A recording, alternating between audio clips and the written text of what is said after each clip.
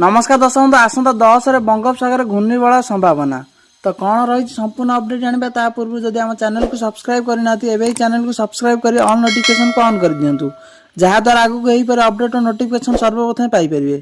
आसंता 10 तारिख बेलू उत्तर बंगोपसागर अंचल एक घूर्णिबलय सृष्टि होगा संभावना रही। संभाव्य घूर्णिबलय प्रभाव में लघुचाप क्षेत्र सृष्टि होगा कि नहीं ताहा एपर्यंत पाणीपाग विभाग स्पष्ट करना। भुवनेश्वर पाणीपाग विज्ञान केन्द्र पूर्वानुमान करिछि उत्तर उपकूल ओडिशा अभ्यंतरीण ओडिशा तेलंगाना एवं दक्षिण छत्तीसगढ़ रे एक निम्न चापरेखा सक्रिय रही। उत्तर पूर्व झारखंड एवं एहार पार्श्ववर्ती अंचल रे एक घूर्णिबलय सक्रिय अछि। आसंता 3 दिन पर्यंत राज्यर विभिन्न अंचल रे बिजुली घड़घड़ी सहित वर्षार संभावना रही।